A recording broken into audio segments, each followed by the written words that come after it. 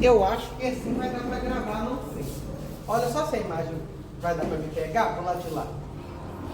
Olha se aí vai estar me pegando, Tá. aí depois eu colo. Tô pegando você. Mas é que você encheu a tela também aqui, né? Né? Preencheu bem. Gente, então bom dia de novo. Antes da gente chegar na temática, os mentores pediram para a gente dar uma revisão em tudo que a gente viu até a gente chegar aqui. Então eu virei para ele e perguntei por quê. Da onde vinha essa necessidade dessa revisão?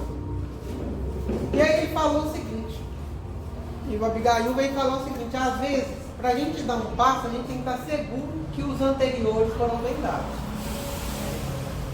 Então, nós vamos dar uma volta em alguns temas aqui, seguindo o sumário, antes da gente chegar nos dois temas de hoje. Tá?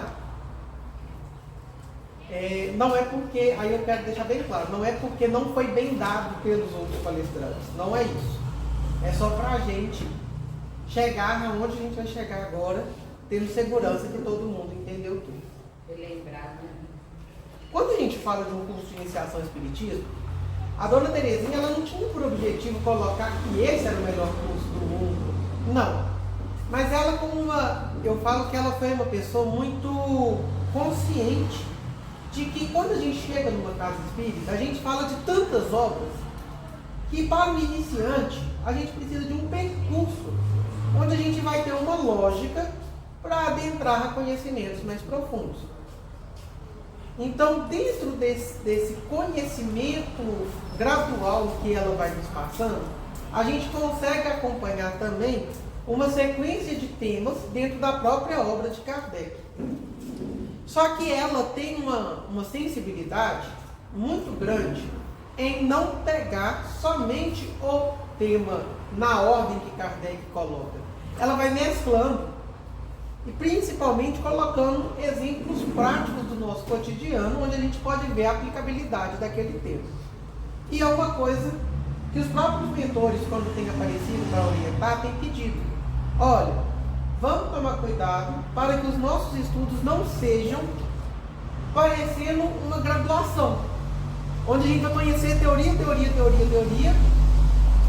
e na hora que a gente chegar na prática no dia a dia, a gente não tem condições de dar esse passo.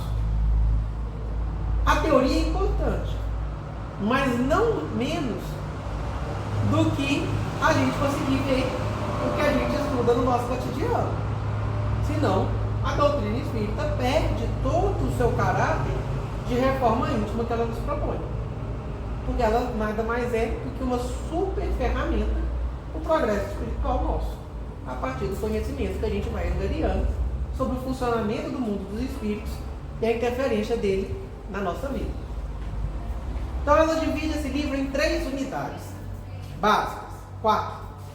E a gente já concluiu a primeira e a segunda. Na primeira, Dona Terezinha começa sua obra nos relatando sobre Deus. Às vezes a gente fica naquela coisa assim: me prova que Deus existe? Gente, Deus não precisa que a gente acredite nele. Agora, como que a gente chega e fala diante de uma Mona Lisa que o pintor que a fez existe? Olha na obra dele.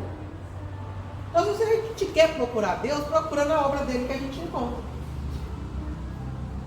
E aí, quando a gente falava sobre Deus lá no início, a gente fala que lá no primeiro capítulo do Livro dos Espíritos, da questão 1 a 16, a gente vai ter com Kardec uma imersão no assunto Deus, sobre todos os seus atributos conhecidos, como que a gente pode identificá-lo, o que é Deus. Mas o que eu acho mais interessante é a gente pensar que num contexto histórico, dentro do cristianismo, a gente tem vários outros autores, muito antes de Kardec, que já se perguntam sobre Deus. Muito antes do próprio cristianismo, a gente já tem questionamentos dentro da filosofia antiga do que seria o que hoje nós chamamos Deus. Então, esse questionamento, ele não é recente, ele acompanha a humanidade. Essa busca de uma razão das coisas serem como são. Para nós, a gente tem uma graça muito grande. Porque quando a gente vai lá no livro dos Espíritos, a gente conhece as leis de Deus. Conhecendo as leis de Deus, a gente consegue entender por que as coisas são como são. Depois ela fala sobre a questão da criação, nos mostrando um diferencial. Que, tudo bem, nós somos frutos de uma criação divina, mas nós somos frutos de uma evolução divina em evolução. Então a gente não vai ser aquela concepção de que Deus criou Adão e Eva e a partir dos dois formou-se a humanidade. Ao contrário.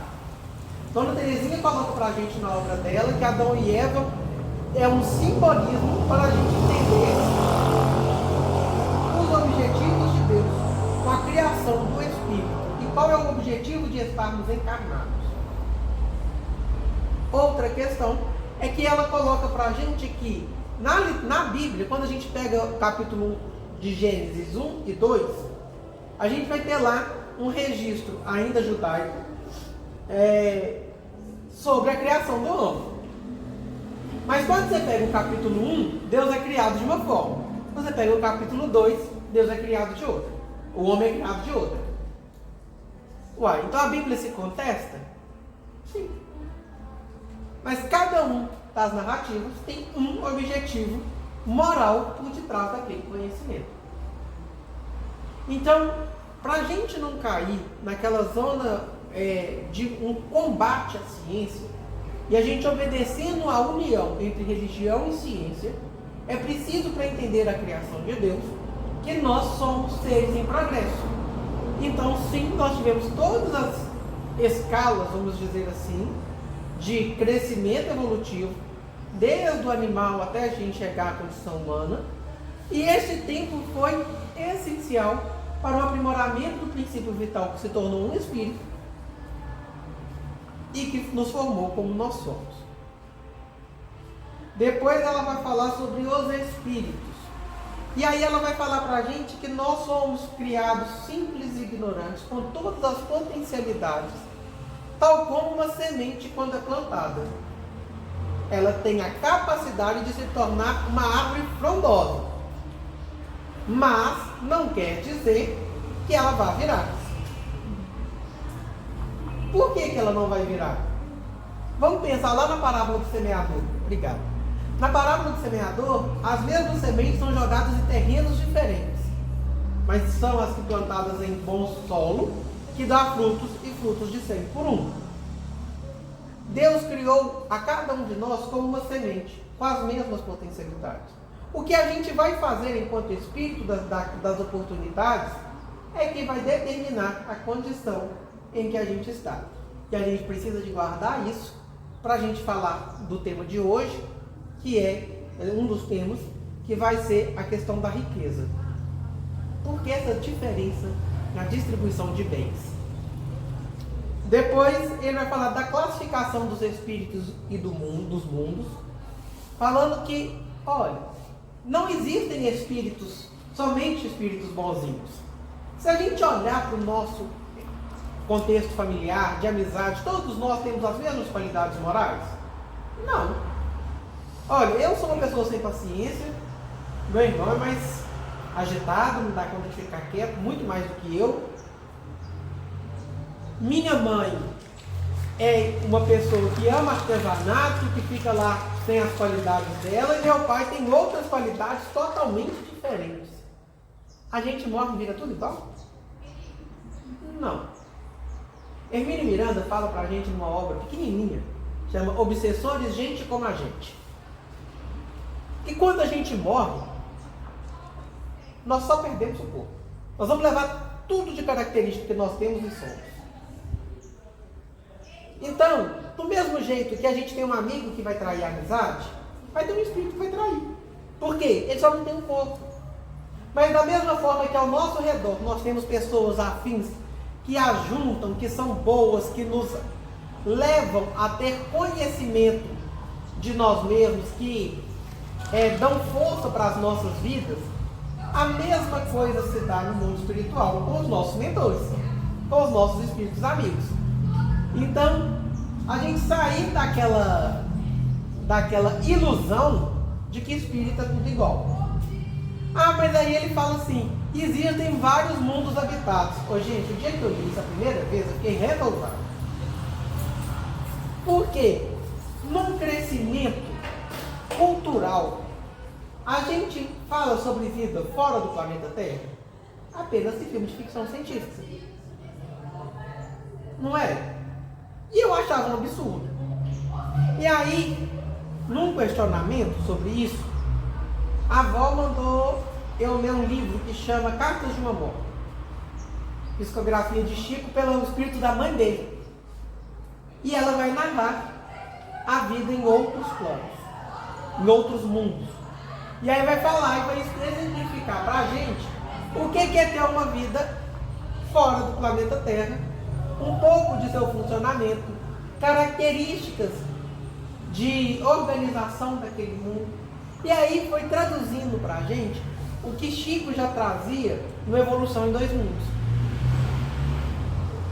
E quando Chico trazia, como é que chama aquele outro livro? É do Emmanuel. Não vou lembrar agora. Onde ele vai falar sobre Jesus. Acho que é. Caminho da Luz. Porque vai falar sobre as encarnações de Jesus antes dele ser o governador espiritual, falando pra gente que aonde ele evoluiu já virou poeira. Nas poeiras do tempo. Por que é importante a gente falar isso? Porque um dia seremos como Jesus. Olha que absurdo. Isso para mim era um absurdo de pensar que é possível um espírito progredir como ele. Então vai ser nessa encarnação? Claro que não. Claro que não vai ser nessa encarnação. Mas se eu não tiver, e se cada um de nós não tiver atento, nós podemos demorar muito mais. E é por isso que ele fala da classificação dos espíritos. E para a gente isso é muito bom de perceber. Quando a gente vai na escala espírita, onde Kardec coloca para a gente as condições morais das diversas classes de espíritos que ele vai identificando, a gente consegue identificá-los em nós e nas pessoas que nos rodeiam. Vocês já fizeram esse exercício? Classificação, lá tem um texto dentro do livro dos médiuns que chama Escala Espírita. E aí, eu não vou saber o capítulo agora, mas aí ele vai pegar e vai falar pra gente assim, os espíritos de primeira ordem são assim, de segunda ordem, de terceira ordem. E aí, o que é bom naquele momento? Eu olhei e falei assim, aonde que eu estou? Depois, onde minha família está? Fulano está aqui, ciclano está aqui. Porque a gente vai aprendendo a lidar com as pessoas pelo que elas são e não pelo que a gente gostaria que elas fossem.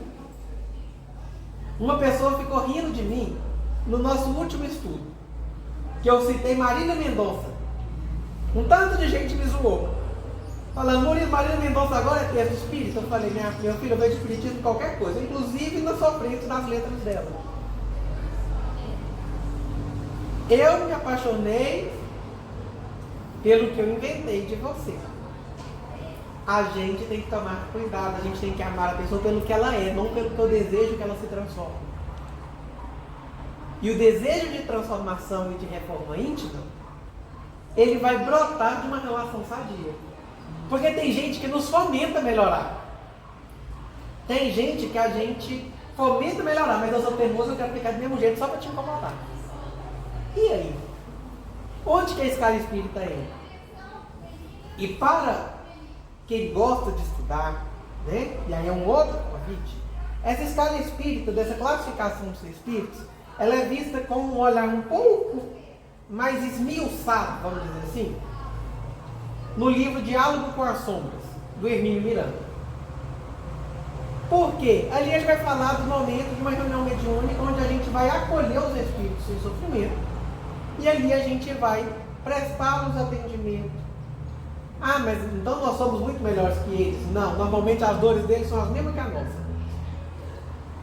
Tem dia que o espírito de sofrimento que manifesta, na hora que manifesta, fala: ih, irmão, conheça essa dor.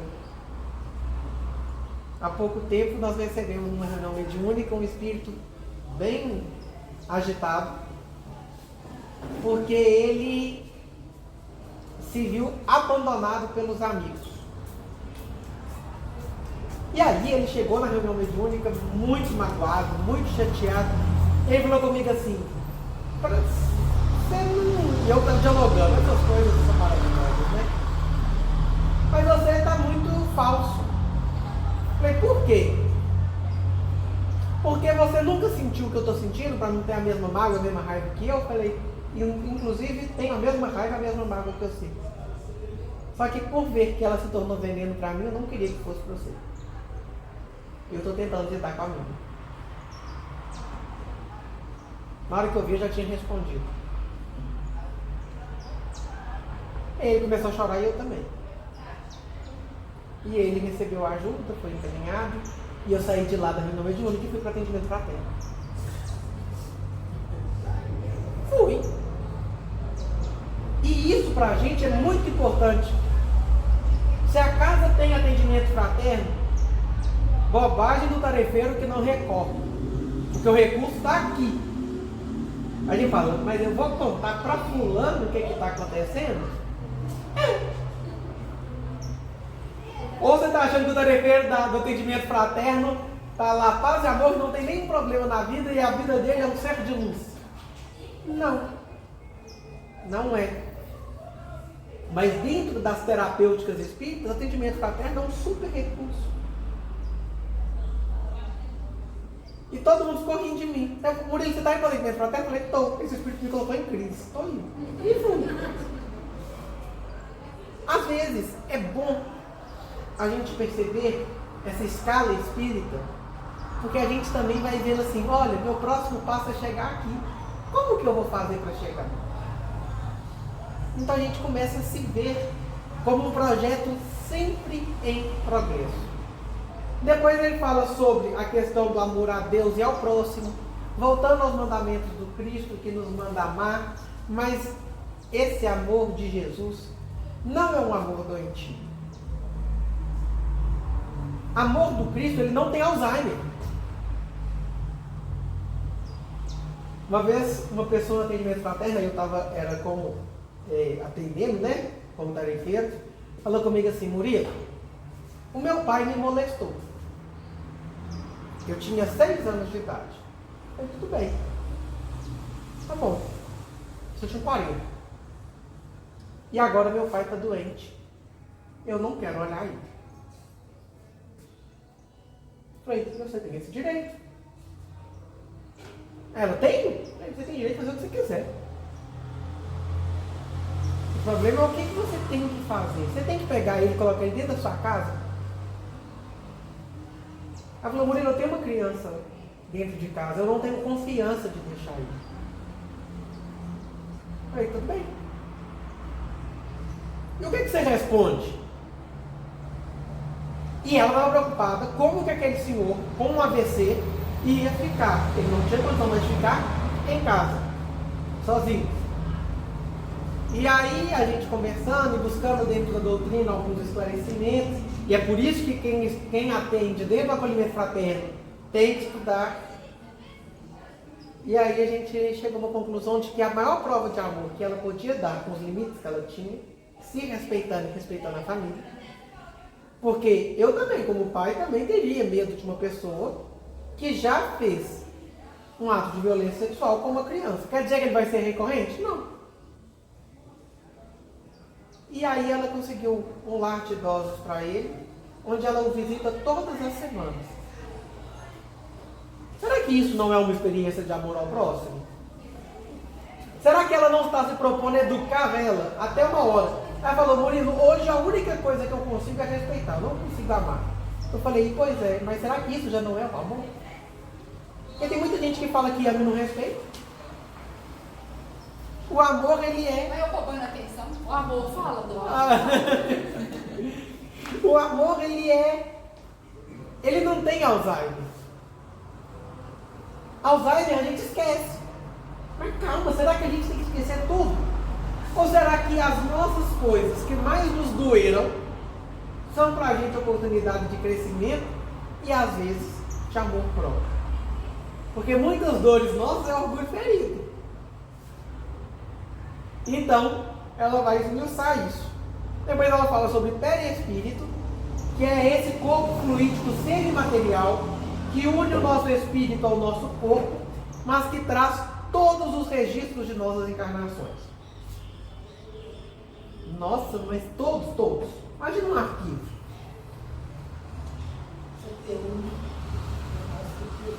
Está mais moderno que eu. Nesse arquivo espiritual, a gente vai trazer marcas que vai nos dizer assim: nossa, eu olhei para a Marilene e não fui com a cara dela. Gente, mas nós dois temos um carinho muito grande, mas sempre vou ter um cara atrás com a Marilene. Por quê? Não sei, mas vocês nunca tiveram isso? Parece que na casa espírita isso é maravilhoso. Seu companheiro de tarefa tem hora que você olha para ele com vontade de avançar. E aí aonde que vocês foram encontrar? Na casa espírita. É uma maravilha, porque aí você fala: meu Deus, vamos começar por suportar as imperfeições alheias, caridade. Mas eu nunca pego um espelho para olhar as minhas imperfeições, mas a do meu coleguinha, isso se traduz em amor. E quando a gente pensa em perispírito, a gente pode pensar o seguinte: por que determinadas características me desequilibram tanto nas pessoas que eu convivo? Porque às vezes não é aquela pessoa, é alguma coisa que ela está fazendo.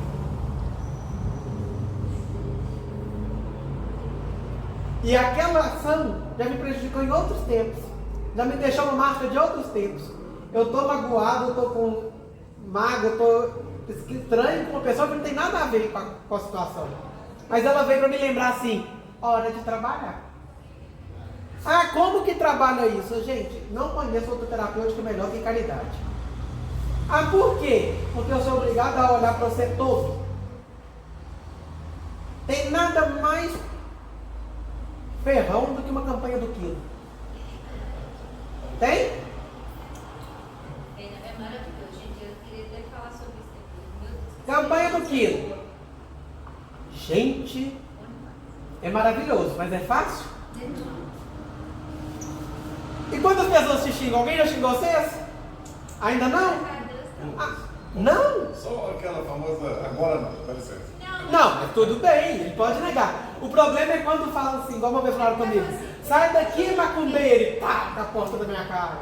Não, o máximo que falou foi: eu já estou ajudando minha igreja, e tipo assim, eu que come, e foi bem pra você, eu que come, e eu vou que se fosse, eu vou ficar sobre esse pouquinho. Então, quer uma outra coisa? Aplica paz. Porque você tem que ter um equilíbrio danado. Você está ali em benefício do outro, sem desequilibrar você. É fácil? Tem hora que você está na cabine de paz para aplicar paz e chega um amiguinho seu de tarefa para tomar paz e você vai aplicar. E você não sabe quem vai ficar pior, você ou ele. Porque quem aplica paz tem síndrome de às vezes, quando está no início, síndrome do super-herói. Eu vou aplicar o passe em você e eu vou te curar de tudo. Ele acha que ele é Deus. Aí ele viu que ele não curou nem ele mesmo, aí vem a frustração. E tudo isso está lá como registro no nosso espírito. O que é que nós vamos fazer com isso?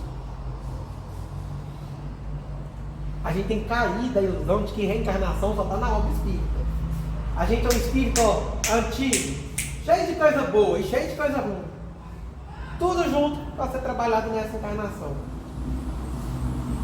Então, ele nos pede, Dona Terezinha, vocês repararam que todos os capítulos da obra dela nos pede ação. Porque se estudar fizesse de nós bons espíritas, alguns de nós deveríamos ser Emmanuel. E nós não somos nem a unha do pé dele. Então é só a gente colocar no lugar da gente. O estudo é para a gente ferramenta para caminhar. Não é o passo certo, não. Estudar não é garantia de progresso. estudar é base para a sua ação te levar ao progresso. Depois, a ação dos espíritos sobre os fluidos. Esse capítulo foi lindo, que a gente falou de muitas coisas. E aí sugiro que vocês procurem na internet, tem no YouTube um vídeo, onde as emanações dos sentimentos mudam as formas de organização da molécula de água. E aí formam mandalas lindas. O amor, então, lá na feja, aquele símbolo azul, é o amor. A organização das moléculas do amor. Foi o primeiro estudo que o Dr. Rafael trouxe pra gente, quando ele mandou fundar a casa. Mas quando a gente vai para sentimentos como ódio, raiva, gente, fica parecendo bicho. E aí a gente lembra o seguinte: nosso corpo é formado de... Então, que formação é você que tem? Você vai emanar exatamente a mesma coisa. Qual que é a imagem? Qual que é a energia que eu quero transmitir para quem está perto de mim? Se eu estou naquele momento, que Deus me livre com cruz credo. Eu fico falando assim, olha, morro de dó de quem encarna mulher. Porque vocês têm uma coisa muito difícil de lidar.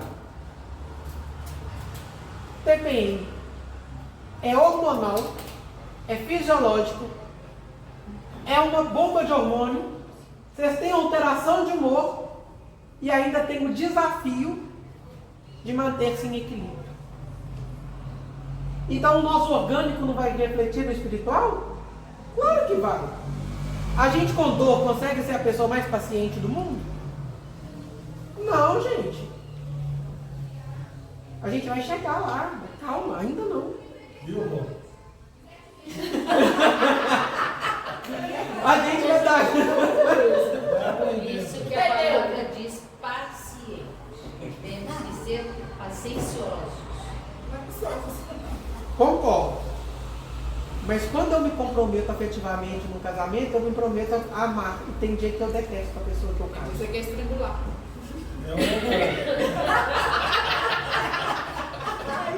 E aí? É porque o nome diz que temos que ser pacientes que a gente é? Então, na hora que a gente olha pro marido, para a esposa, fala assim: amor, que bom que você está aqui. Aí tem gente que fala: amor. Você já fala aquele amor bem rosnado, que é até entre os dentes. É o mesmo amor que você está querendo dizer? Mas o nome é amor. Parece um cachorro pinche rosnando. Então, e aí? O que é que nossas emoções vão falar do nosso espírito? E como que o outro vai traduzir em espiritualidade aquilo que eu emano para ela? Você vai para a campanha do quilo. Se você for de cara ruim, qual que é o fluido que você vai levar sobre a interferência do seu próprio espírito para quem você está indo ali recorrer pedindo alimento?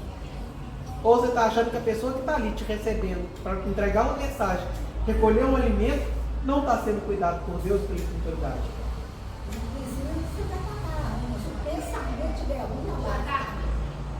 Gente, nós somos treinados a estar mal de cara bem, de cara boa.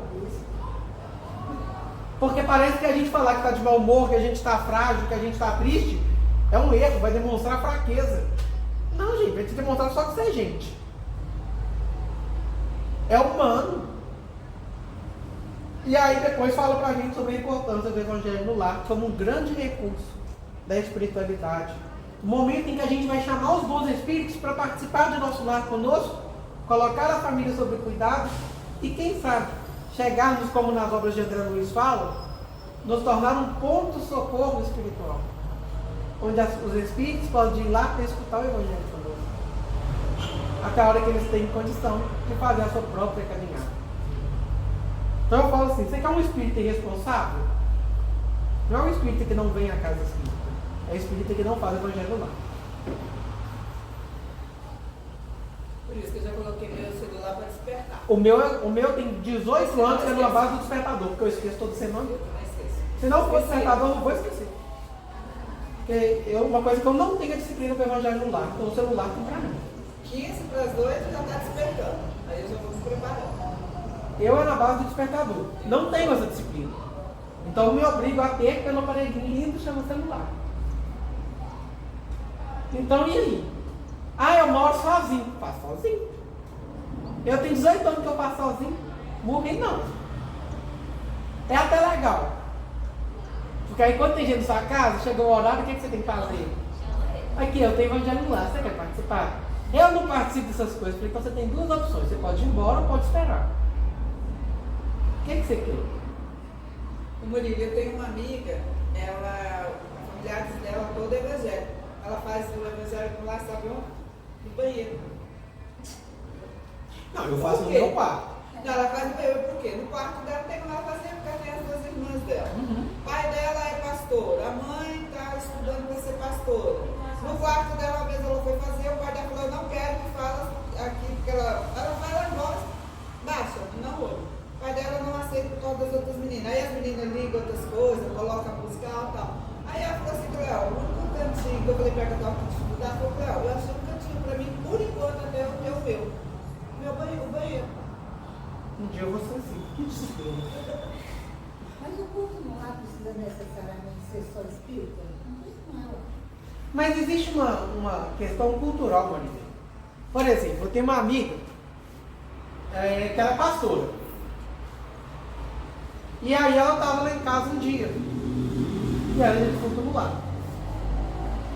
E aí eu falei, olha, eu preciso fazer culto no lar. A senhora quer participar? Ela, o que é isso? Aí eu expliquei. Agora eu quero. Vou participar com você, pra eu ver como é que é. Aí vale o bom senso. Eu peguei uma obra de Emmanuel, eu fui lá e peguei minha Bíblia. Foi o melhor culto no lar. Eu já comentei de uma vez que eu fui fazer ajudar a pessoa, né? A iniciar o lar. Mas era uma família onde eles eram evangélicos, mas parte dessa família evangélica frequentava a casa espírita que eu trabalhava. Olha bem. E queria que a gente instalasse o culto no lar. Eu fui com mais alguns amigos nossos e o senhor da casa não chegava na sala, só ficava no quarto. E eu sabia que a família era evangélica.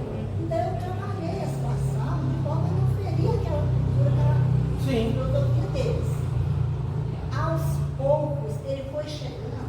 Primeiro ele saiu do quarto, ficava ali na porta, para lá para cá e tal. Depois parou lá fora.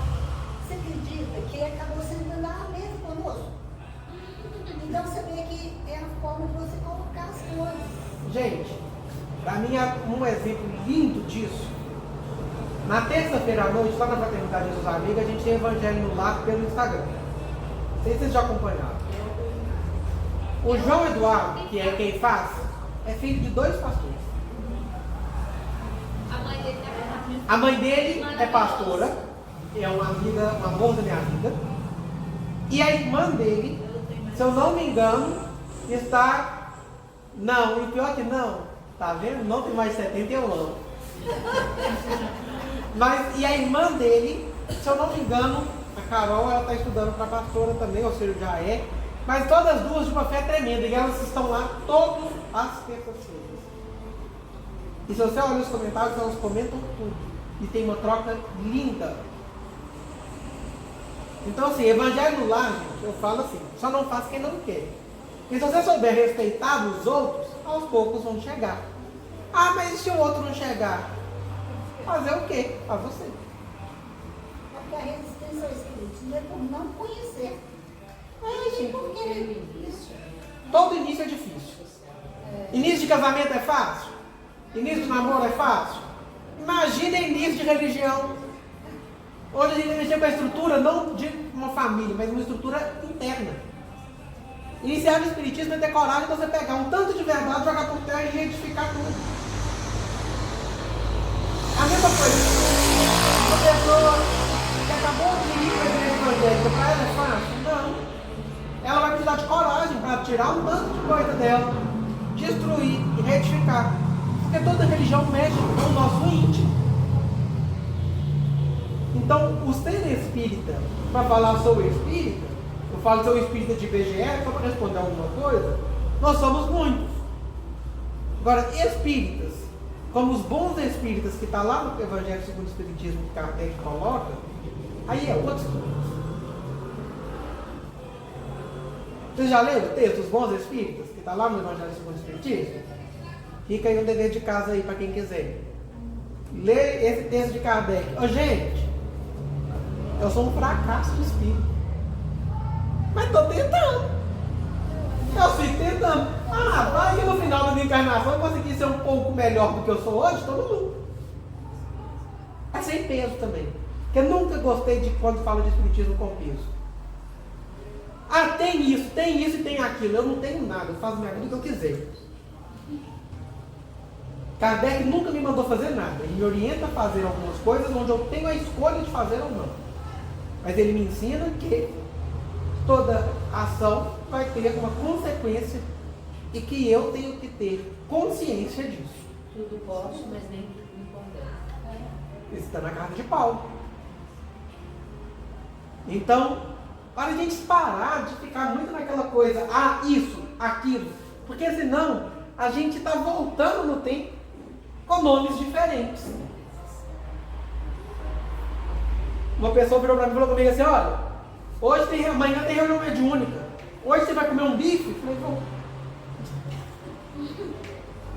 Por quê? Porque eu quero. A pessoa olhou para mim, mas eu falei, filho, inquisição passou. Se você vai fazer mal, não coma. Vai te atrapalhar na reunião mediúnica esse bife de hoje? Não coma. A mim não vai atrapalhar. Eu sou meu depois desse tamanho. Se eu ele falasse, perigo que sai da tua boca, não queria. Quem fala isso é Paulo. É a questão O que me faz mal para preparar para a reunião mediúnica? Atividade sexual. No dia anterior. Todo médium é igual? Então a gente que é médium tem que saber aonde que está aquilo que vai te fazer ter um menor trabalho dentro da mediúnica. Para mim não é alimentação, é atividade sexual. Minha reunião mediúnica é domingo, então no sábado eu me abstenho sempre. Por quê? Para eu fazer o melhor trabalho mediúnico que eu posso no domingo. Mas comer meu bife no sábado não vai fazer diferença nenhuma. Aí é fácil de falar isso? Às vezes falar atividade sexual dentro de uma casa espírita parece que nós estamos... Parece que todo mundo aqui fez voto de castidade. Não, fizemos não. É por isso que a gente estuda vida e sexo. E aos médicos, recomendação, leia o livro Desobsessão. Porque tem as recomendações práticas do dormir, preparação para o sono, alimentação. Tem até as figuras do André Luiz com Chico. Para quê? Para a gente aprender a identificar como que a gente pode ser melhor tarefeiro. Na segunda unidade, ele vai falar sobre milagre ou fenômeno, mostrando que não existe milagre. Não é pesado? Não é pesado? Não. Se eu não vejo como Deus, que em tudo age de forma natural, eu vejo que na manipulação dos elementos, ele propicia fazer aquilo que o meu merecimento me compete receber. Coisas que eram inimagináveis como um telefone há 40 anos atrás, hoje a gente tem todo mundo no bolso. É milagre? Não, assim. A máquina da vapor, Não é? só para você ver. Gente, eu fico imaginando como que deve ter sido a pessoa que leu a primeira vez Nosso Lar. Deve ter olhado para Chico e falar, Jesus, está drogado. Aí hoje a gente lê e fala, gente, já existe isso tudo, mas na época nem era sonho. Vocês nunca pararam para pensar nisso? Vocês já leram o prefácio de Nosso Lar? Lê o prefácio só. É interessante porque falam para Chico, a Federação Espírita manda Chico tirar uma parte ou reescrever, conversar com André Luiz sobre uma parte da obra, onde falava de zoantropia, que eram espíritos de tanto sofrimento, se tornavam, o perispírito perdia a forma humana e se tornava parecer um bicho. Aproximava muito mais um animal. E aí André Luiz manda a psicografia, você já viu a resposta? Falando que poderia sim, mas se isso estava assustando a estudiosos da doutrina, imagina aqueles outros que iriam ler pela primeira vez no obra. mas que a realidade do mundo espiritual era muito maior do que aquela ponto que a gente tinha traduzido para a primeira ponta. E a gente fica achando que a nossa preocupação na hora de desencarnar é ficar na lama do umbral. Não, gente, pode ser só nosso coleguinha de quarto de lá mesmo. Vocês já perceberam que de na mediúnica? Espíritos de toda hora. Por isso que é legal a gente conhecer. E por isso que a gente não fala de fenômenos como milagres. Fenômenos são fenômenos naturais. Para entendê-los, a gente tem que estudar. Porque milagre é tudo aquilo que eu não entendo. A origem. O Espiritismo me dá a oportunidade de entender. A gente não tira Deus do lugar dele, mas a gente entende a obra dele naquele momento. Depois ele fala da lei de causa e efeito, que a gente já falou um pouquinho. Livre-arbítrio e progresso, que a gente já falou. E depois a gente vai minuciar aí a lei de progresso. Aí vocês vão, se forem como eu, é uma lei que eu não gosto dela. Eu não gosto da lei de progresso. Vocês já leram o capítulo da lei de progresso? Eu não gosto dele. Por quê? Porque ele me mostra o tanto que eu sou teimoso. Porque se progredir compete a mim e a mais ninguém, ferrou. Eu estava doido para colocar a culpa no meu mentor. E aí não tinha culpa mais. A responsabilidade era minha. Sem brincadeira, eu fiquei com muita raiva. Porque aí ele vai colocar pra gente qual que é a finalidade do mentor espiritual dentro do nosso progresso. Que eu ficava assim, mas tudo bem, o Espírito interfere na nossa vida muito mais que imaginamos. A gente só fica com o livro dos Espíritos, a pergunta que nos convém, né? Então ela pode interferir e eu progredir. Aí ela virou pra mim e falou, o progresso é de quem? Meu. O meu eu já estou fazendo. Isso não. O que a gente vai fazer quando a responsabilidade só cai sobre a gente? Espíritas e casamento. Aí foi um conto da crise. Por que nós falamos de espiritismo e casamento? Porque a gente casa por amor e permanece por disciplina. E aí depois o amor volta. Depois a disciplina de ficar junto acaba, a gente divorcia, mas o amor permanece. Gente, família, existe receita? Existe manual para o casamento? Olha, Rosana. Faz um manual aqui. Tem quantos anos de casamento? 47. Foi 47 de luz? Amém. Foi sim, né, Luiz? Só 2 anos foi de novo. A 45 do suor. Amém. Por que a gente fala isso, gente? Quando a gente começa a namorar, a pessoa não tem nem defeito. A gente ama numa intensidade que a gente parece uma besta. Aí vai dando um ano de namoro, você fala, ah, mas todo mundo tem defeito, né? A pessoa tem que ter um. Mas nós não viemos aqui por isso, não. Nós viemos aqui quando conheceu, não tem tempo nem de bater hoje, só abrir e bica. Aí vamos lá, vamos estudar sobre isso agora. Isso é engraçado. Não vê defeito, não. Fui defeito no primeiro dia, mas aí nós estamos. Aí muito bom, né? Em vez da gente procurar, vamos não melhorar, não? Junto, não, vamos acusar o amor? Não é melhor acusar, não? É um amor. E aí a gente falando de espiritismo e casamento, a gente vai ler lá na obra de Kardec sobre o divórcio, sobre o enlace no casamento, onde são casamentos de alma. E a gente falou isso há pouco tempo agora no Vida e Sexo. Olha como que os assuntos vão casando. Eu não caso com meu parceiro ou minha parceira, eu caso com a alma dela. Essa alma tem uma história. E aí essa história não tem como deletar. Porque se tivesse, todo mundo tinha deletado. A pessoa que a gente casa, ela nos incomoda. Porque ela tem que estar do nosso lado. A pessoa que a gente namora, a gente dá boa noite e vai dormir. Na hora que a gente acorda, bom dia. Bom dia pra quem? Nunca aconteceu com vocês? A pessoa levantar virada? Gente, o que aconteceu essa madrugada? Nós só dormimos. Nós dormimos ótimo, você acordou, o que é isso? Eu tive um namorado que na hora que ele acordava eu não cumprimentava. Levantava no mau humor. Eu falava, meia hora de segurança. Depois de meia hora, bom dia. Eu sou doido de dar bom dia para um cara que vai olhar para mim e vai começar a rosnar? Não, filho, nem olha pra sua cara, meia hora. Não. Ele falava, não aguento voz humana quando eu acordo. Eu falei, então late. A minha paciência, menos zero, né? Abaixo de zero. Então, assim, a gente tem que pensar. Será que os nossos casamentos, a gente deixa nos nossos relacionamentos, família, o espiritismo entra lá ou ele para aqui na hora que a gente sai da casa espírita? Ah, será que ele entra mesmo? Depois fala sobre a confissão e comunhão dos cristãos. Lá no Atos dos Apóstolos, os apóstolos falam lá sobre a questão do confessar. E a gente acha que é confissão? Como que é a nossa tradição cultural? A gente confessa ao padre, dentro da igreja católica.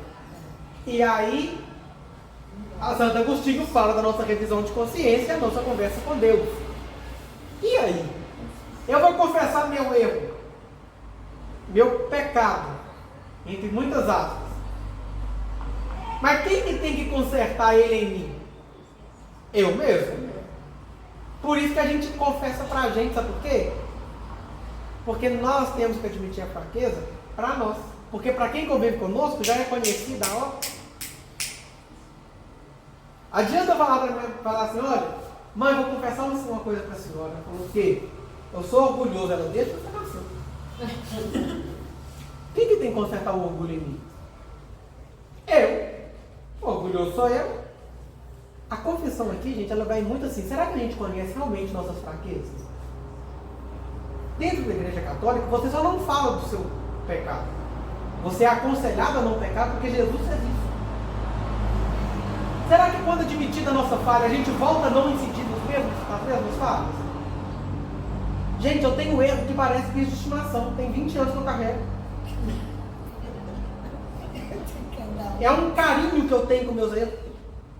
Por quê? Porque largar o meu erro é me abrir para uma cura que eu não sei como que vai ser. Às vezes a dor é mais confortável do que um novo que é desconhecido.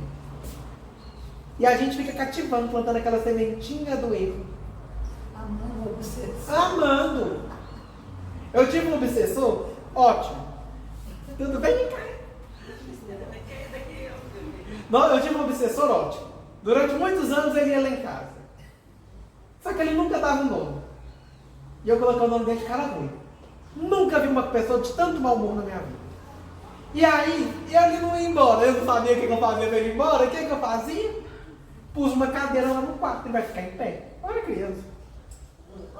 Ele vai ficar lá encantadinho. Eu ficava falando, moço, você vai ficar cansado. Aí ele enchia minha paciência. Eu falava, olha, agora eu tô com sono. Eu vou virar para dormir, mas aí qualquer coisa você senta, amanhã a gente volta. Virava pro lado e dormia. Às vezes ele me desdobrava, aí era só confusão, né? Mas durante muitos anos. Até hoje eu não sei o nome dele, tadinho. Eu sei que ele não aparece, então alguém deve ter recolhido ele. Assim eu espero. Mas o cara ruim foi minha companhia há anos. E o cara, eu morria de medo do cara ruim. Tadinho, eu tenho que mudar o apelido dele, né? Ficou um apelido pesado, mas era assim. Sumido. Né? Não. Mas olha como é interessante. Quando a gente fala sobre reencarnação lá no capítulo 15, gente, alguém de vocês já teve curiosidade de quem que eu fui na outra vida? Eu quero saber, Deus é bom. A gente não deduz pelo que a gente falou, a tendência. Tem a ver, porque aí eu sei que Um belo dia, todo adolescente curioso e revoltado, que até hoje revoltado eu não deixei de ser, vira para a mentora e fala, o que eu fui na outra vida? Ela falou, no dia que você me vê bem, essa eu te respondo. Engoli. Até hoje não chegou, ou seja, até hoje eu não estou vivendo bem, né? Mas, gente, será que a reencarnação é pra gente? Um entendimento de que quando a gente não acha nessa vida a causa das nossas aflições, a gente entende que temos um passado espiritual? Ou é pra gente ficar catucando o passado e viver em função dele? O Dr. Rafael, que é o mentor espiritual lá da nossa casa, fala com a gente sempre isso, e eu sempre repito. Estamos na nossa melhor versão. Você quer curar seu passado? Viva bem hoje. Porque se você é uma pessoa com raiva, a raiva ainda está aqui. Então cura a raiva em você, para quê? Você não levar para a próxima. Se você não agiu com amor com as pessoas, você vai ter as mesmas propensões. Ame então direito para você curar essa ferida. Não é ficar cutucando. Em tempos de internet, o que tem de regressão de vida passada, cura de não sei o que, gente, é tão bom porque tudo resolve em 5 minutos. Que eu acho que tem quase você como programar seu espírito para virar Jesus. Porque as promessas de tratamentos espirituais, não é que eles não são bons. Quem sou eu para falar isso? Mas nunca vai ser em detrimento do seu melhoramento moral, espiritual, intelectual. Porque é um caminho. Jesus fez esse caminho, eu quero pular fino. Então a gente também tem que ter um pouquinho de bom senso. A argumentação sobre a reencarnação. Aí a gente falou pais e filhos e a família à luz da reencarnação. Eu não sou pai. Que pena. 10.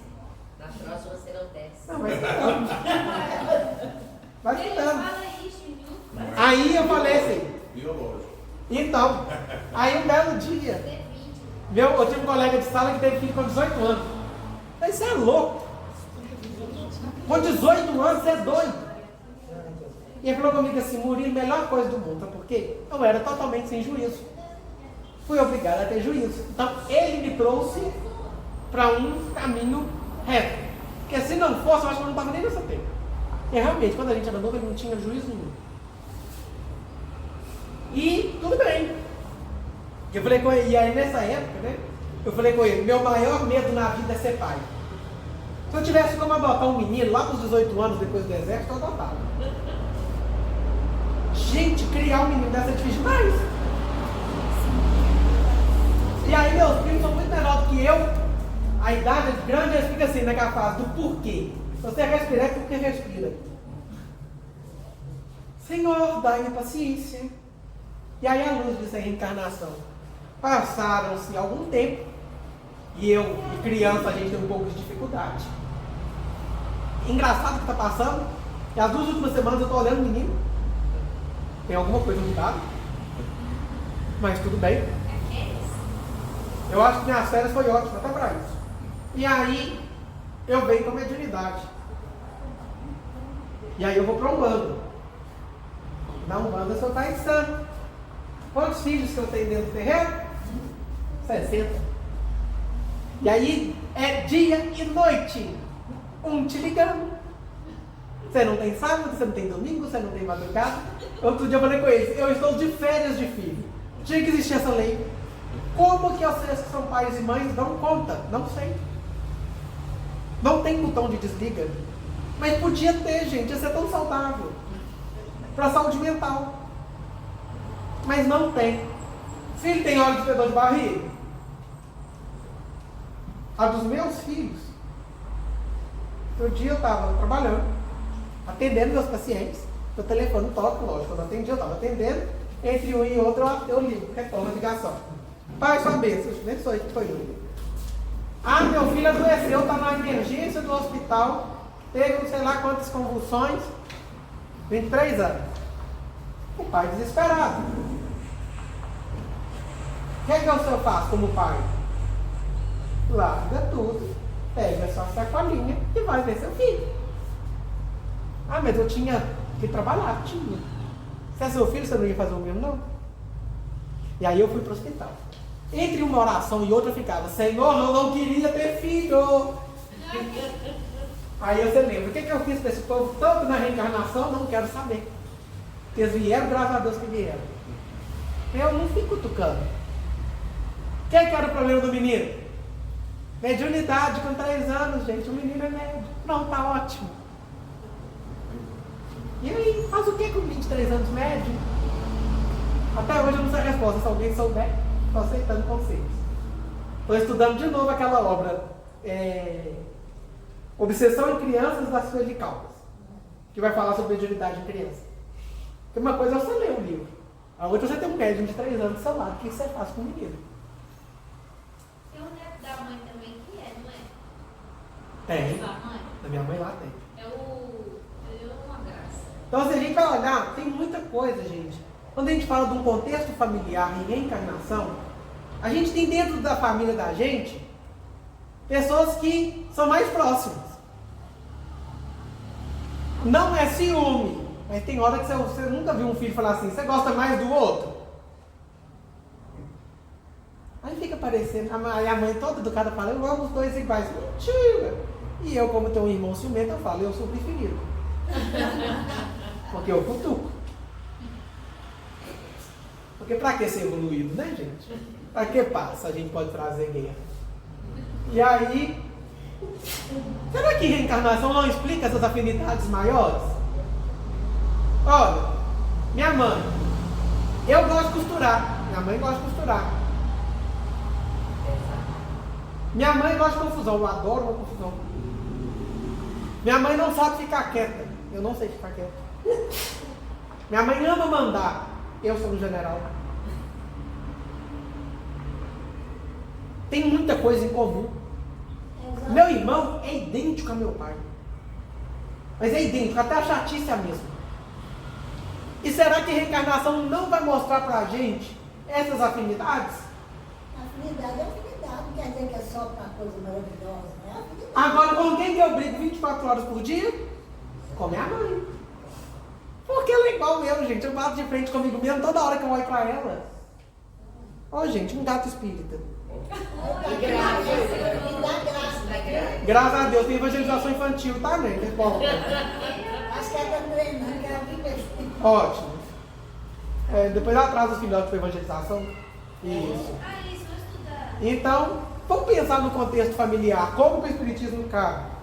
E aí depois a gente fala de bem-aventurados aflitos, que foi semana passada, a gente viu assim, bem-aventurados aflitos. Não fica achando que você é o super bem-aventurado, porque está aflito demais, não.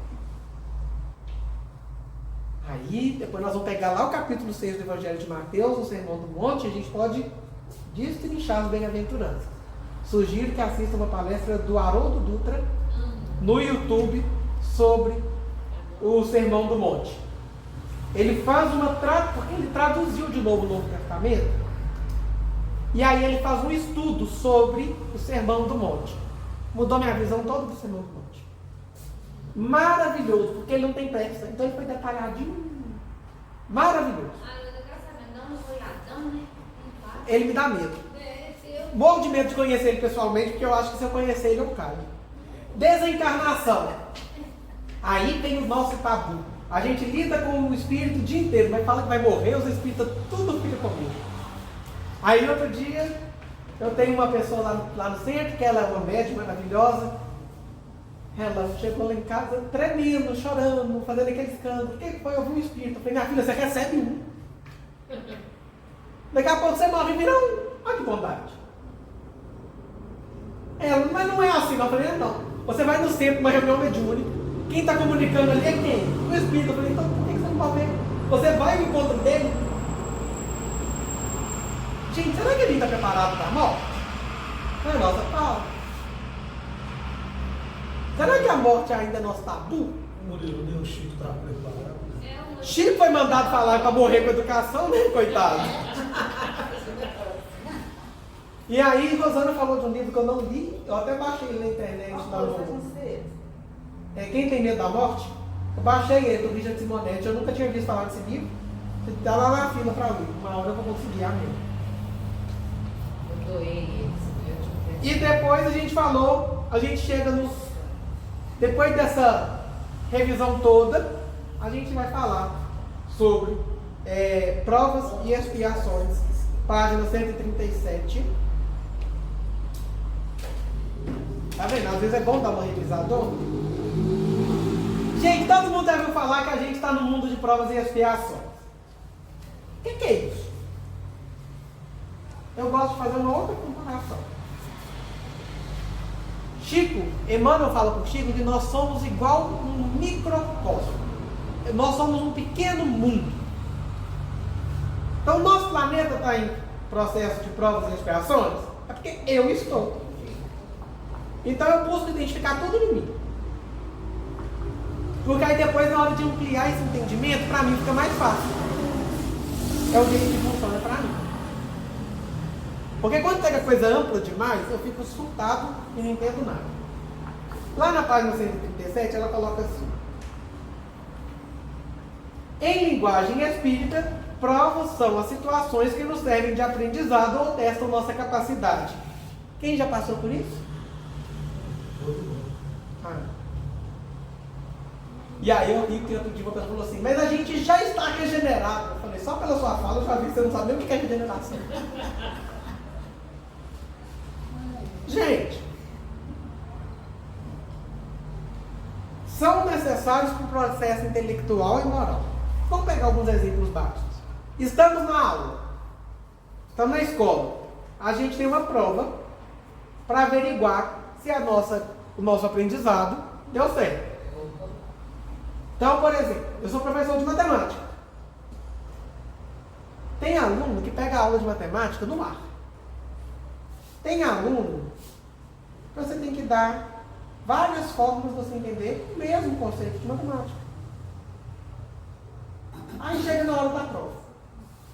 Tem aluno que não está nem aí, faz aquele trem maravilhoso lá e pronto. Tem aluno que sabe tudo, mas fica nervoso. Eu tive uma aluna que ela dava aula particular para os colegas da sala, chegava na prova e tirava 0, de tão nervosa. Chegou no final do ano, eu vi os pontos todos para passar. Ela sabia a matéria. Ela não conseguia fazer uma prova. Aí todo mundo, você vai dar esse tanto de pontos? Não. Quer ver? Vou mostrar para vocês. Chamei a menina, falei para ela assim: faz essa atividade aqui para mim. Porque aí eu vou olhar se eu pego só. Não falei que era prova. Vou fazer um gabarito aqui para eu corrigir o exercício dos meninos lá na recuperação. Pode ser? Você me ajuda? Tá bom, professor. Foi lá e fez. Total. Ela só não sabia que era a prova de recuperação dela. Eu falei: tá vendo, gente? Passou. Precisava de um papel? A menina sabe. E aí? E nas nossas provas? Vamos lá. Situações que servem de aprendizado. Eu não acho.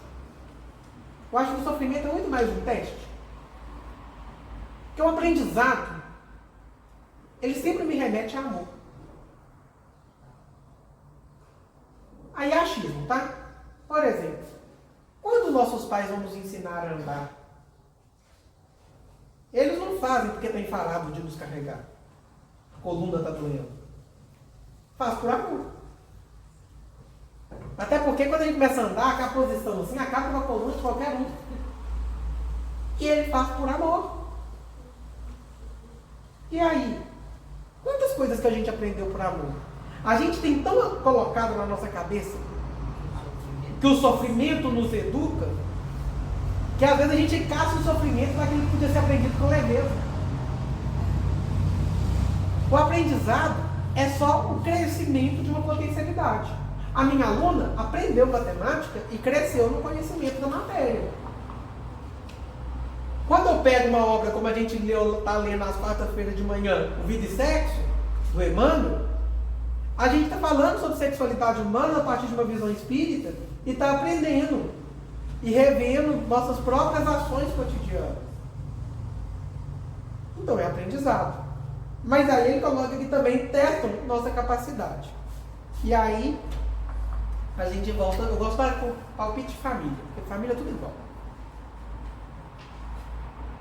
Eu sei que eu amo o meu irmão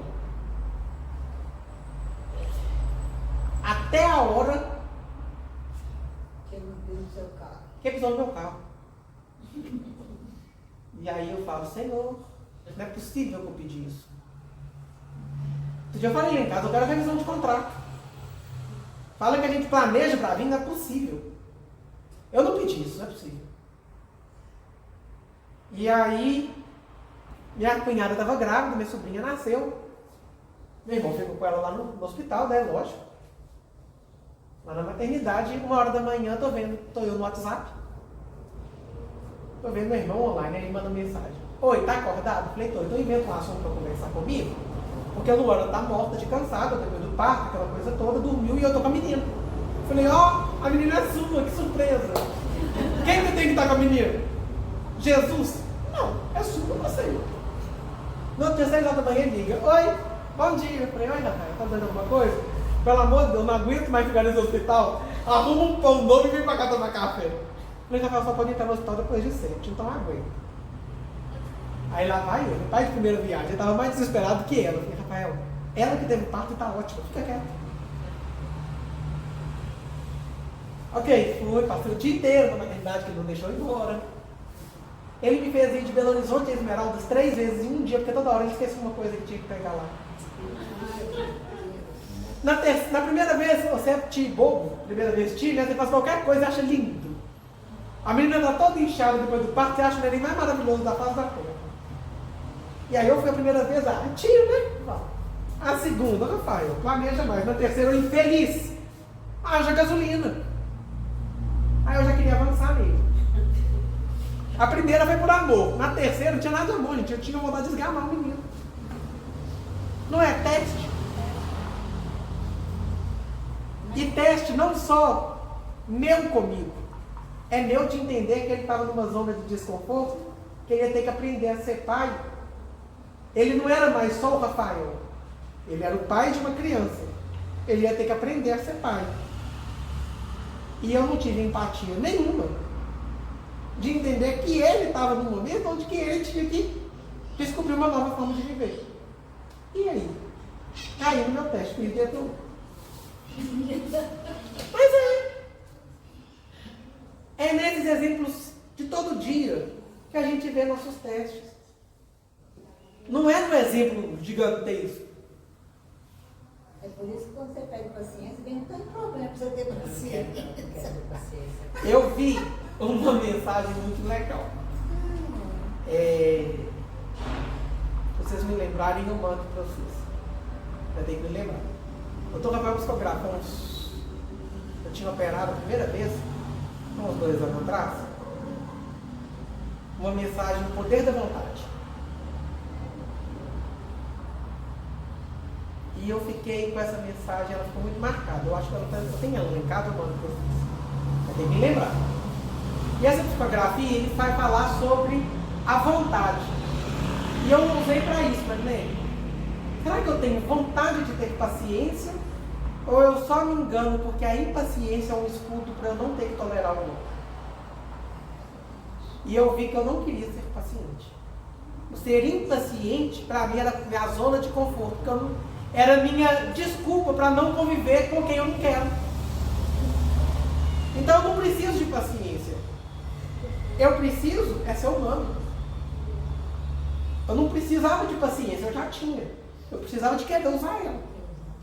Eu precisava, na verdade, era ser tocado pelo incômodo. Porque para tanto me proteger de não ser incomodado por ninguém, eu coloquei um escudo. Sou impaciente, então todo mundo já põe uma distância. E esse texto que ele escreve, O Poder da Vontade, foi muito engraçado. Eu tinha operado o pé. Ele chegou, vamos escrever, eu falei, não. Estou morrendo de dor, ele não pega na mão. Meu favor da mão. Meu pé. Aí eu falei, mas você operou foi o pé, não foi a mão. Falei, você estava de brincadeira, eu saí da cirurgia ontem. Ele, hoje é outro dia, vamos trabalhar. Aí lá vai eu chamar minha mãe, ela o quê? Traz uma bandeja de papel, ela não acredita que tem espírito. Tem. E aí vem vontade. Será que eu não estava com vontade de trabalhar com a mediunidade? Ou eu queria uma desculpa para ser um coitadinho, para ser mimado porque eu estava com dor? Essa é a segunda. Eu a segunda. Gente, eu estava na casa da minha mãe. Eu estava doido para ela me mimar. Gente, se eu não deixasse, eu estava querendo tirar meu pai da cama para dormir com ela. O que eu estava fazendo ali? Era o Zé. Era dia. Ele tem dia. Toda semana, naquele dia, naquele horário, ele aparece para escrever quando ele marca. Mas eu não tinha nenhuma. Eu estava operado, gente. Eu queria ser mimado.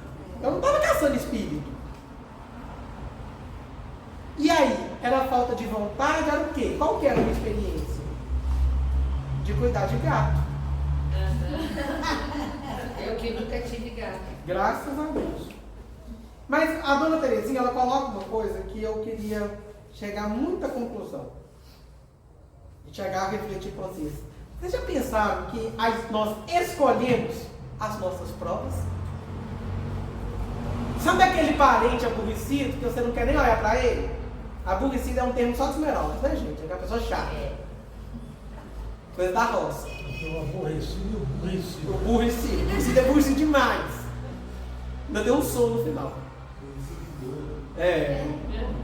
Sabe aquela pessoa que você olha e fala, Senhor, isso aqui veio de reencarnação compulsória. Isso aqui veio das trevas. É o que eu falo todo branco. Você olha e fala, gente, isso aqui não deve. Aquela pessoa que você olha e fala, será que isso aqui tem mentor, Senhor? Deve ser abandonado. Não tá. Vocês nunca. Sabe aquela pessoa que você olha e fala assim? Pois é, sabia que você pediu para vir nela, com ela? As nossas maiores provas são frutos de nossas escolhas como educação para os nossos filhos. Você pode passar ela, como diria Monja Coen, a dor, ela é real, o sofrimento é facultativo. Se eu te beliscar, vai doer. Você sofrer porque eu te agredi, é porque você se permitiu. O dia que eu escutei essa palestra dela, um vídeo de 20 minutos no canal do YouTube dela. A Monja Coen. Monja? A Monja Coen. Eu vou falar direto. O dia que eu vi esse trecho da palestra dela, acho que foi 20 ou 15 minutos de vídeo, eu fiquei pensando todas as vezes que a dor podia ter sido só dor. E eu passei elas para sofrer. E como que eu faria para não entrar no sofrimento com as dores que eu teria que entrar?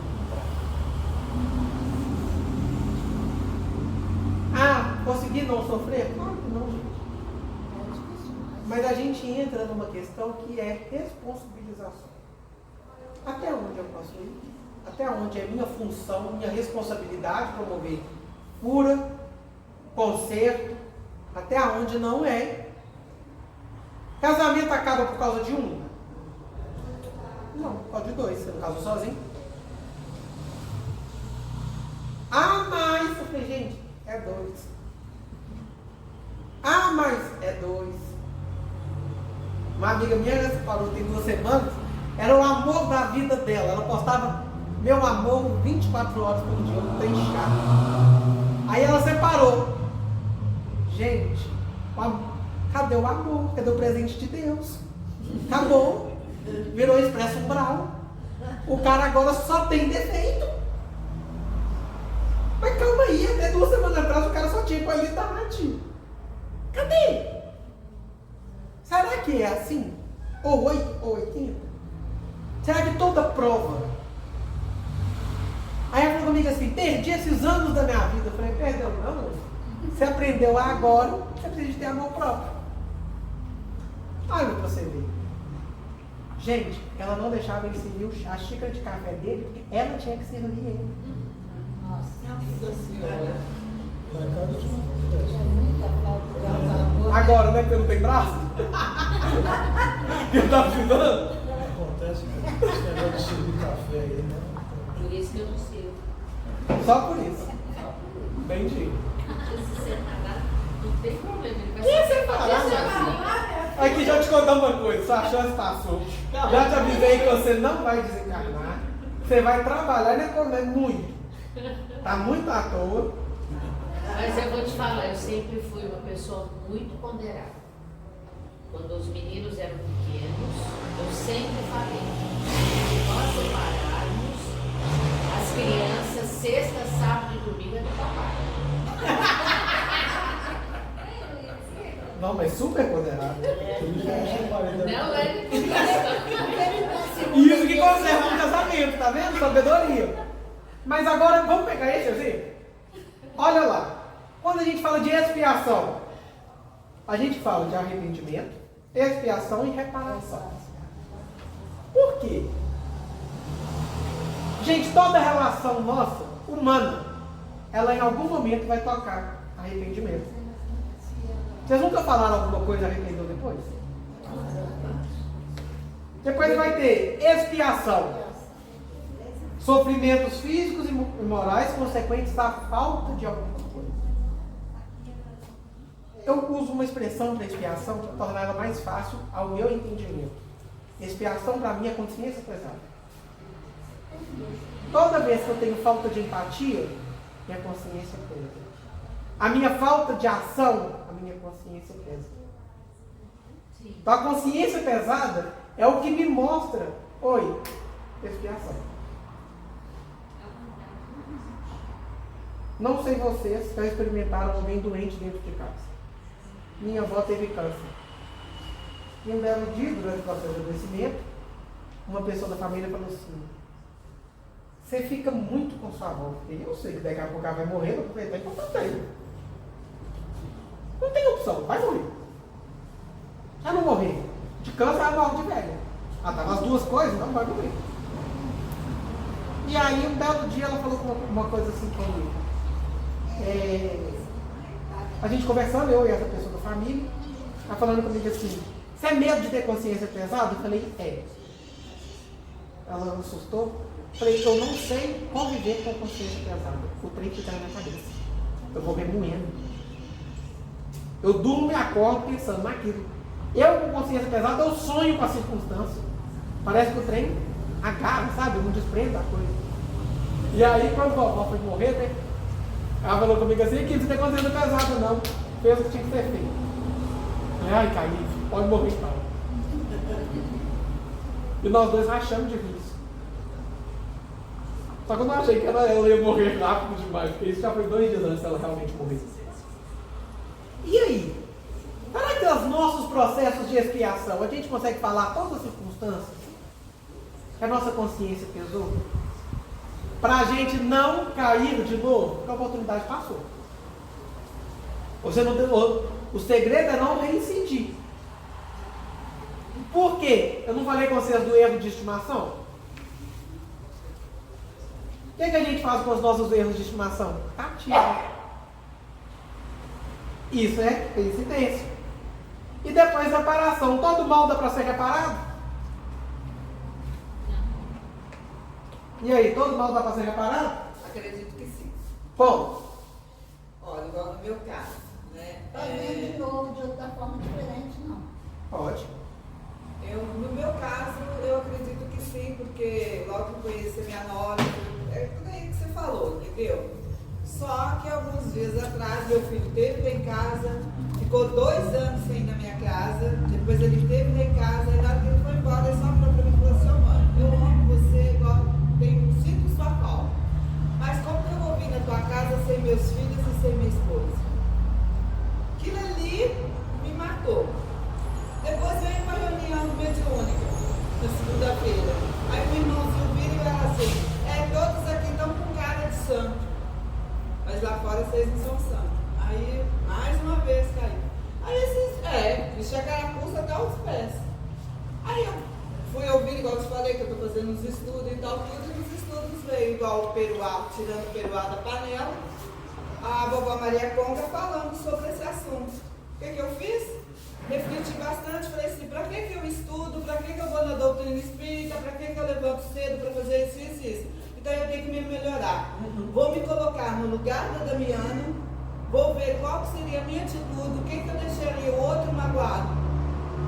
Ontem liguei para eles lá e falei com ela, e falei para ela: olha, gente, dia que der no domingo, vem almoçar aqui em casa. Você deu aqui. Eu tô aqui, O que é isso, meu Deus? Eu tive que. Estou te falando, ama, Damiana? Estou fazendo por amor, por salvação? Não, estou fazendo porque talvez eu gostaria que um dia alguém fizesse isso por mim, se eu magoar alguém. Sim. Vou te falar, já fizeram com você. Entendeu? Já. Não sou eu que estou falando. Você entendeu? Você sabe quem é. Eu sei. Eu sei. Por isso. Então, ô menina, eu apanho. Eu não apanho, não. Graças a Deus, a espiritualidade sempre ela vem. Olha o que você está fazendo. Olha o que você recebeu lá atrás. E olha a beleza, é que todo ele é reparável. A doutrina espírita fala pra gente: não existe pena eterna, não existe inferno e céu. E a gente quer fazer da nossa encarnação restrita, nessa fração de tempo do infinito, como se fosse pena eterna. Você vai ficar com raiva eternamente da sua nora. Não, e outra coisa, gente, recomendo, quem puder, ler o livro Folhas Secas. Você falou, tá anotado. Esse livro foi o que me Só que eu trouxe- não sei o nome do autor, depois você me passa. Depois eu vou te passar. Esse livro que me fez, ele começou ali no livro, a refletir sobre eu e a Damiana. O E que vou, é Folhas Secas. Folhas Secas, Armindo, depois eu vou mandar foto para vocês. Pode me mandar. Tá? E me veio assim na minha cabeça, no dia que eles ligaram e falaram, tô indo na sua casa, compra uma flor para ela. Qualquer flor, mas compra uma flor para ela. Já tá isso aqui na minha cabeça, como você falou. Quando vocês fazem uma coisa que eu fico com a consciência pesada, eu não durmo, eu sabe? E aí vem uma coisa. Ah, será que todo erro é reparável? Se não fosse, não tinha reencarnação.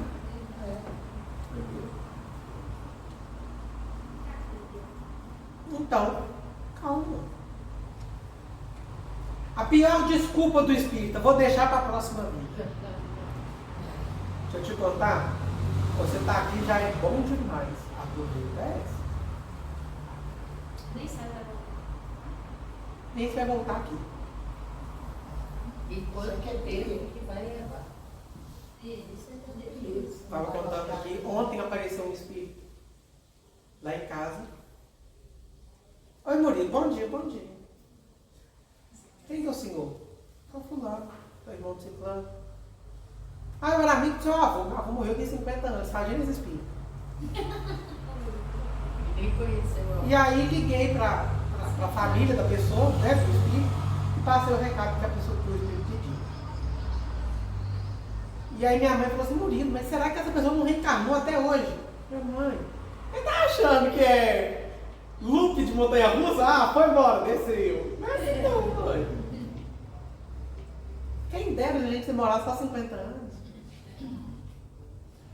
Tem eu lembro que teve uma palestra que fala que tem mais 4 encarnações na nossa frente. Mas quando, no caso de vocês, você está tendo um privilégio tão grande, nós estamos tendo um privilégio tão grande, que tem 4 espíritos na fila, esperando a nossa oportunidade. Eu penso. Então, se tudo correr certo, a nossa segunda chance de voltar aqui é daqui a 200 anos. 200 anos. Eu penso o contrário também. Vou te dar um exemplo. Se for privilegiado. Na encarnação dele, se ele falhasse, ele tinha Leon Denis. E na falha da minha? Vocês nunca pensaram nisso, não? Então tá bom. Será que Deus conta tanto com a gente que não tem um substituto? Se Kardec teve, gente. Insubstituível. Pelo amor de Deus, que zona de... Eu falo que autoestima é essa? Então, assim, calma. As provas e expiações, elas não precisam ser sofridas porque elas são processos educativos. O que faz elas ser sofridas é a teimosia nossa. De preferir reincidir no erro a curar as feridas da alma. Vocês estão estudando aqui, nas reuniões públicas, as dores da alma e depois agora os prazeres. Que é um livro que fala mais sobre a nossa pé no chão do que aqueles dois, do Haved. Ele tem um outro, chama Atitudes Renovadas. É a mesma coisa. Então, por que a gente fala de provas e expiações e logo na sequência desigualdade das riquezas? Vamos para... Eu sentei porque eu passei mal, tá, gente? Vamos para os exemplos midiáticos. Querem pedir doação para a fome. Qual que é a imagem que eles colocam? A criança com fome. Sempre a criança desnutrida. O apelo ao sensível se faz. Mas será por quê que alguém, o meu vizinho, tem uma condição muito inferior ou muito superior à minha e a gente só tem um muro de diferença?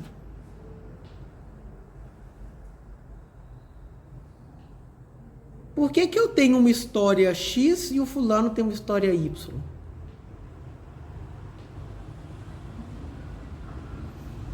Vamos para os casos, que eu gosto de casos para exemplificar. Há uns 4 anos atrás, meu telefone tocou. Eu morava em Belo Horizonte na época. É o Murilo? Sou. Murilo, meu nome é fulano. Muito prazer. Eu sou jogador de futebol no time X. Muito prazer. E eu doido para entender da onde que vai chegar, né? Aí eu falei, eu sou Murilo, que eu sou contador. E... é para falar profissão? Murilo, eu preciso muito de uma ajuda sua. Fulano que me passou seu telefone.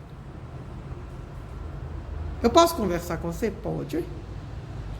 Eu queria uma reunião dessas de espírito aqui na minha casa. Falei, você quer? Vai ficar querendo. O endereço do centro é tal.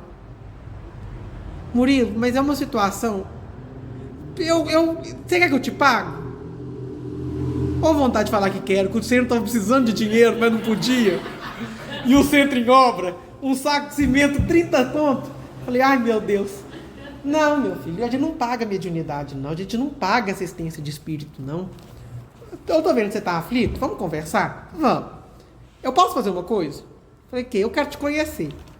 Você pode vir aqui em casa? A casa dele era longe. Eu, graças a Deus, tinha R$15 no cartão de crédito.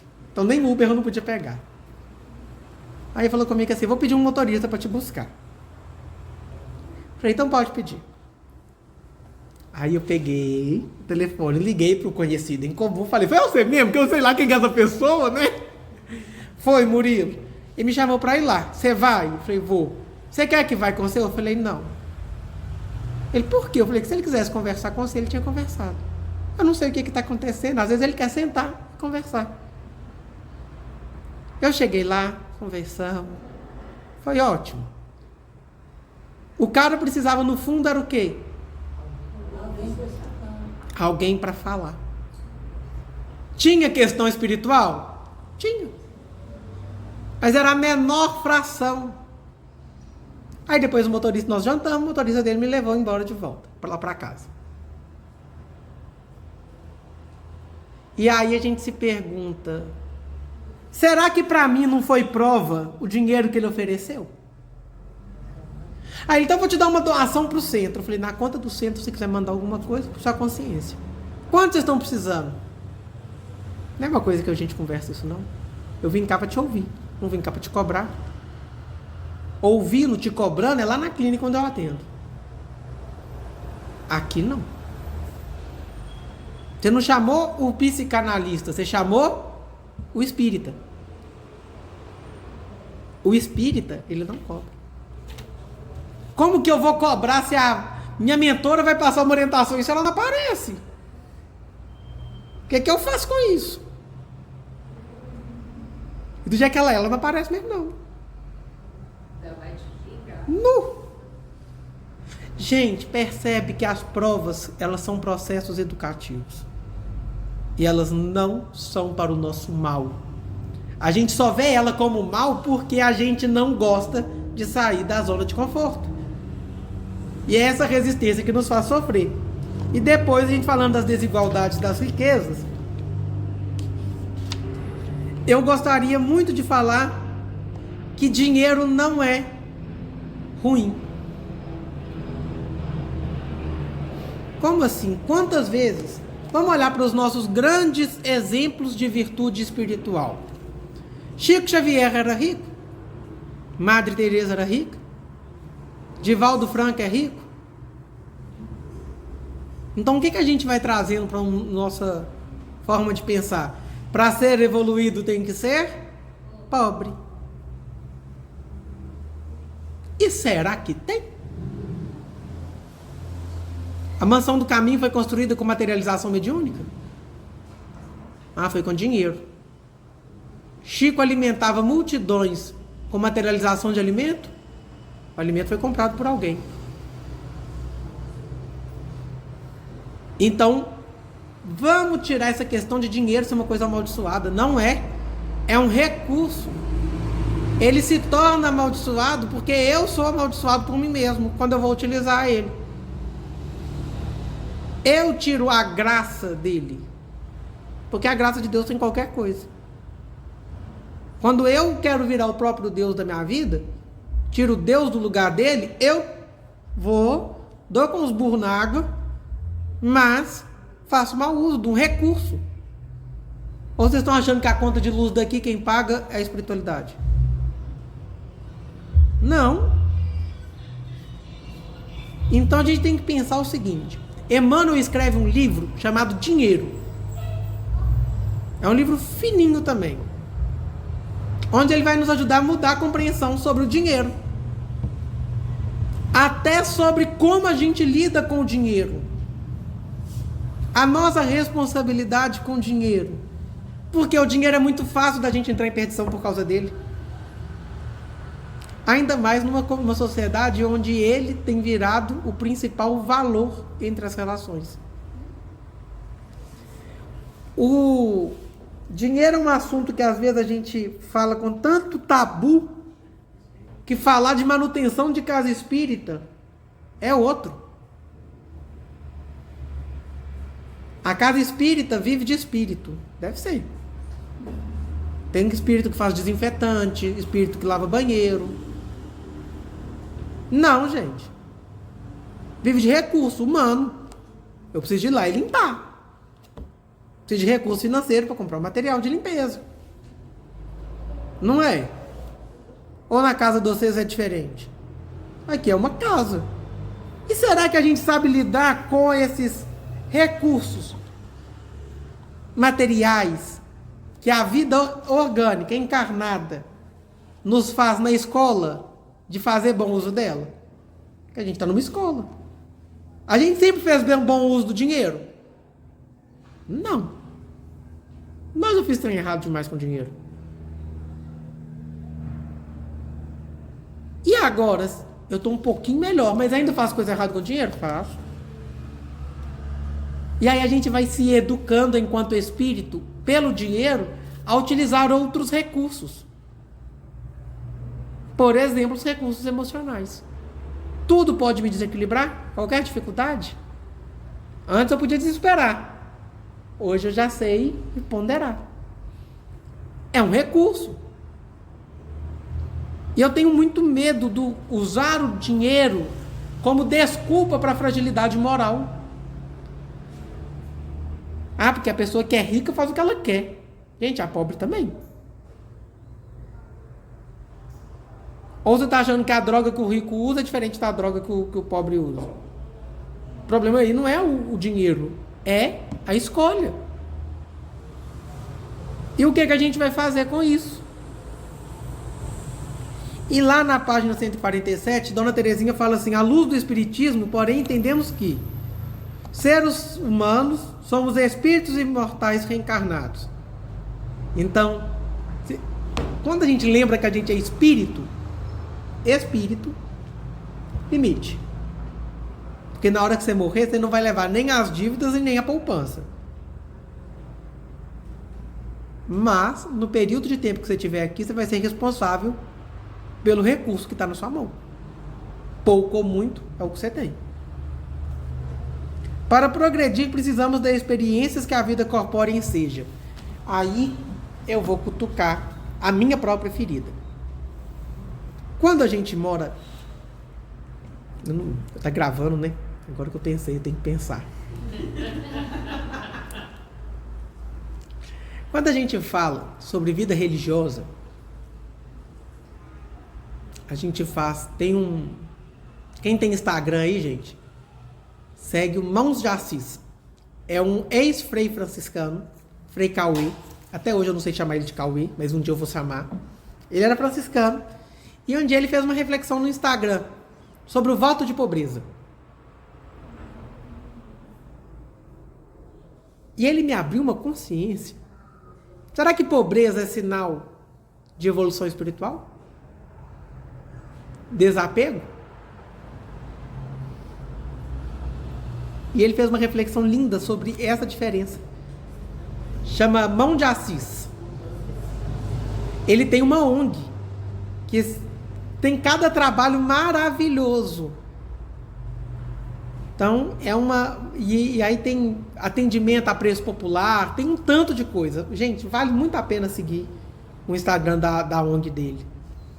Porque vocês vão encantar com ele. E aí, ela coloca assim... Entendemos também que Deus concentra a riqueza em certos pontos para que daí se expanda em quantidade suficiente de acordo com necessidades. Então, cuidado quem tem muito. Tem que expandir. Cuidado quem tem pouco. Você tem que ter a humildade de receber. Para mim, que sou orgulhoso, Jesus, precisar de ajuda, prefiro morrer. Aí o que aconteceu? Eu precisei de ajuda. Não morri. Tô com orgulho ferido até agora. Quem tem que aprender a lidar com ele? Eu. Desloca constantemente para que não fique longo tempo improdutivo das mãos dos que não a estão sabendo utilizar. E para que cada um, por sua vez, tenha oportunidade de lidar com ela. Alguns estão dispondo da riqueza no momento, outros já tiveram. Outros ainda virão a usufruí-la. E mesmo quem já teve, poderá, se necessário, voltar a possuí-la. E aí, uma outra sugestão. O texto chama A Riqueza, está no Evangelho segundo o Espiritismo. É uma psicografia de uma rainha falando sobre a utilização do dinheiro. Gente, quantos espíritos chegam para conversar conosco numa reunião mediúnica em sofrimento pelo mau uso desse recurso? Não são poucos. Oi. Tá até na internet, no YouTube, a psicografia da Dercy Gonçalves. Depois, se você tiver a oportunidade de ouvir, contou a história, ela mesma, depois, claro, ela de lá contou as últimas vidas que ela teve. Antes dela vir como Dercy, né? Ela foi rainha de um país, tipo da Inglaterra. Ela viveu por um tempo, foi princesa. E quando ela teve a possibilidade de ser, né, de família rica e bem sucedida, na outra encarnação ela veio catadora de lixo. A própria Dercy Gonçalves contou essa história na psicografia dela. E ela veio como catadora de lixo para viver o extremo, porque ela tinha na época quando era de família real. Vou procurar. Muito legal. E aí, olha, qual que é a prova mais difícil? Riqueza ou pobreza? Eu acho que é riqueza. Eu acho que é os dois. Eu acho que a riqueza é mais perigosa. Por isso que muitos espíritos, na hora da escolha, preferem escolher a sua próxima encarnação para não, porque a riqueza ela te submete a um teste de moral, um teste de atitude, muito mais perigoso do que você ser pobre, que aí você depende do amor do próximo. Nós não temos nem noção do que é realmente ser rico. Eu queria que vocês pensassem assim, ganharam na Mega Sena agora. O que você faria? Você fala 1000 coisas, mas na hora que ele chegar o dinheiro na sua mão, você não faz nada. Faz nada. Não, me fala. Nada.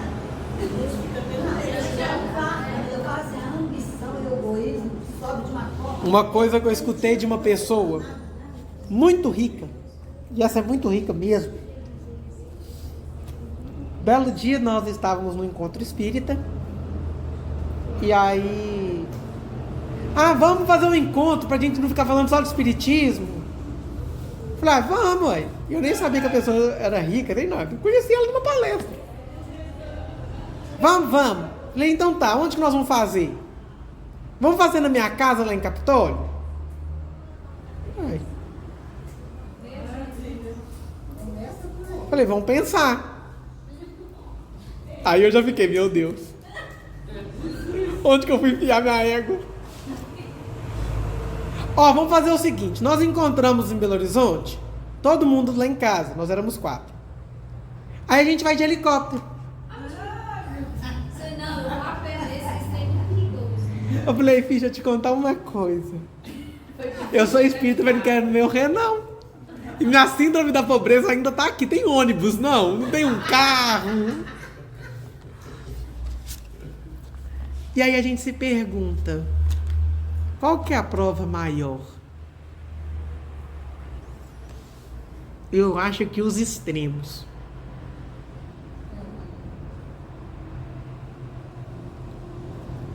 Em 2016 nós fizemos um trabalho missionário.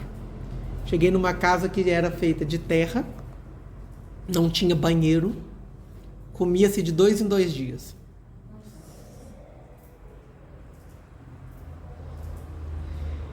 A cena não sai da minha cabeça até hoje. Não tinha energia elétrica, tomava-se banho frio ou esquentava na lata na lenha. E não tinha energia elétrica, então era lamparina.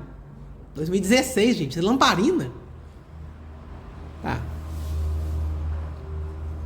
Eu entrei nessa casa. Eu saí de lá, eu só chorava. O que uma pessoa fez para merecer uma vida dessa? Aí era de 2 em 2, sabe? Aí nós saímos da casa e eu só chorava. Ela gritou a gente, volta aqui, esqueci uma coisa. Aí voltei, né? Eu ganhei um pãozinho novo, peguei metade para vocês não ficarem com fome enquanto vocês estão visitando as casas.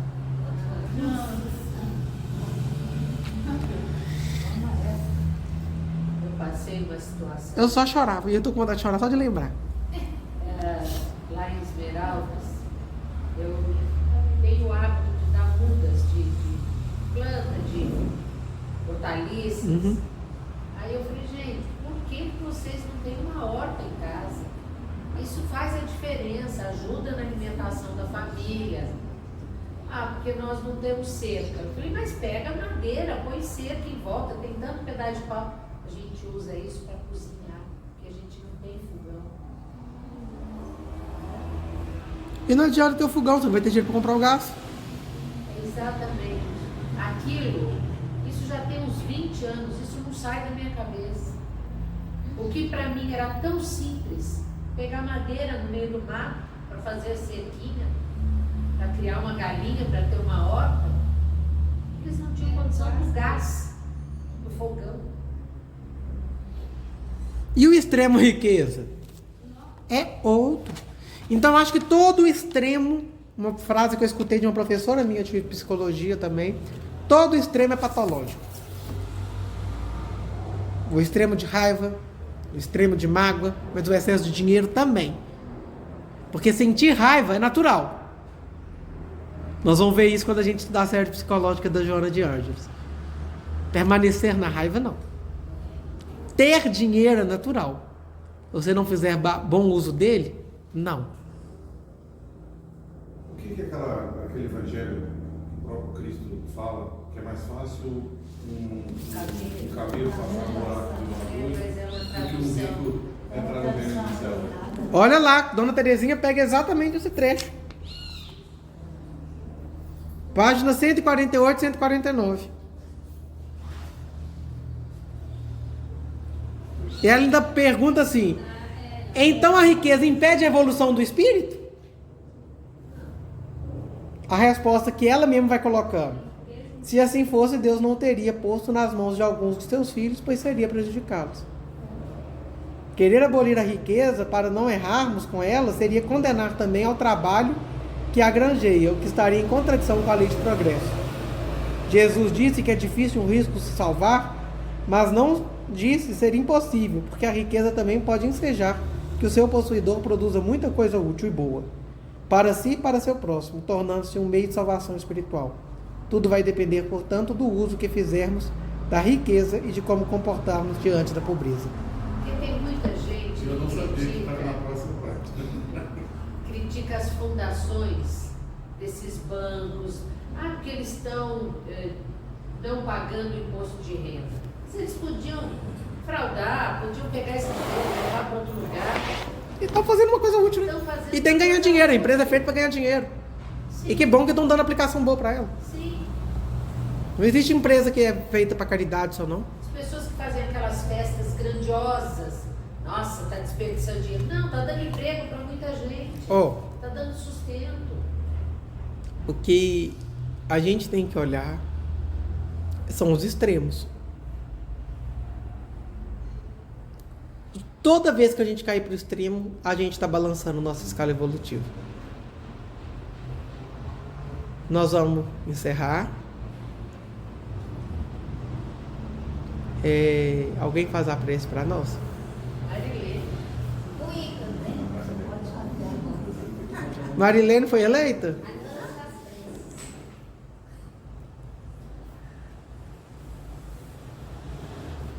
Amado mestre Jesus, amigos espirituais, envolvidos nesse trabalho, como nos sentimos gratos, Senhor, pelas bênçãos da humanidade, pelas bênçãos da oportunidade de nos conhecermos melhor, de trabalharmos a nossa reforma íntima, com entendimento dessa doutrina, do seu santo evangelho, pela alegria, Senhor, da sua bondade de colocar nos nossos caminhos irmãos nossos que nos amparam com ensinamento, com a boa vontade de nos amparar e nos assistir nesse aprendizado. Te agradecemos, ó Pai, por tudo isso e te pedimos, ajuda-nos a aplicar o bom ânimo, o interesse de colocar na nossa vida prática esses ensinamentos. Ajuda-nos, Senhor, a dar-nos sabedoria para melhor compreendê-los e vivenciá-los. Na certeza, Senhor, desse amparo, dessa assistência, dessa misericórdia, sobretudo desse amor, nós te agradecemos e te pedimos. Continue conosco, embora as nossas limitações. Que assim seja. Que assim seja, graças a Deus.